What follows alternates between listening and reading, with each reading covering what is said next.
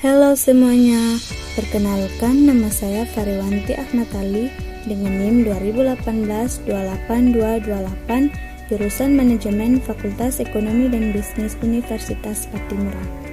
Di sini saya akan mempresentasikan materi dari mata kuliah saya, yaitu Sistem Informasi Manajemen.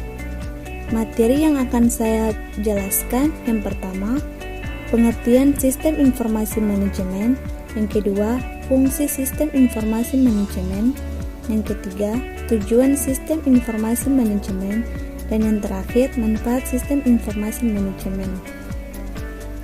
Yang pertama, pengertian Sistem Informasi Manajemen. Sistem Informasi Manajemen merupakan sebuah sistem perencanaan yang ada di dalam perusahaan yang melibatkan pengendalian internal. Pengendalian tersebut diantaranya seperti pemanfaatan sumber daya, dokumen, teknologi, serta akuntansi manajemen sebagai salah satu strategi pada bisnis.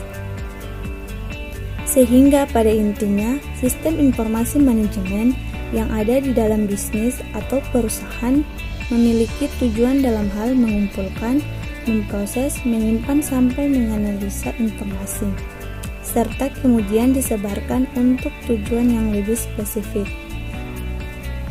Yang kedua, fungsi Sistem Informasi Manajemen. Fungsi Sistem Informasi Manajemen dibedakan dalam beberapa hal.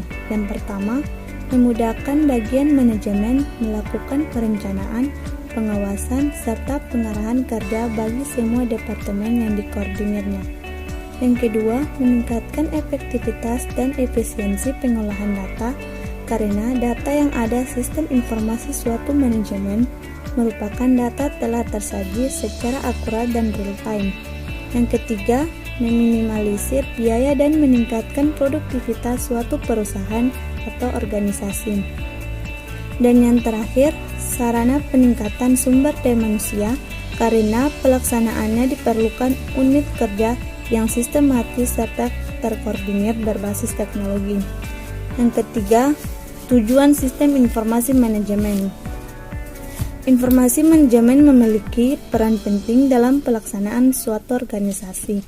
Tujuan sistem informasi dalam suatu manajemen diantaranya, yang pertama, menyediakan layanan informasi dalam perhitungan produk, harga pokok jasa, maupun tujuan lain yang menjadi target manajemen.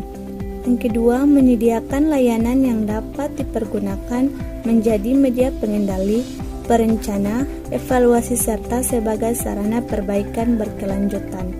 Dan yang ketiga, menyediakan informasi pendukung yang dapat digunakan untuk analisis dan pengambilan keputusan suatu perusahaan.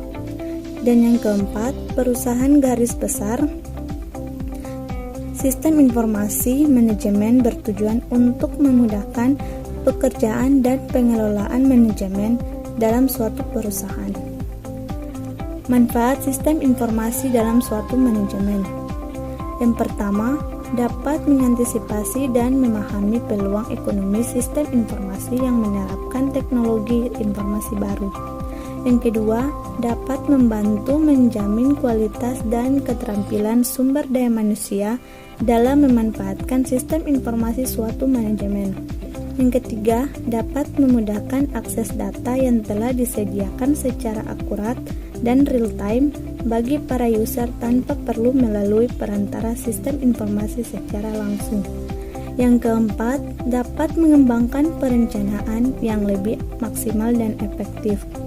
Yang kelima, dapat membantu menganalisis pelaksanaan kebijakan program dan mengidentifikasi keperluan pendukung sistem informasi.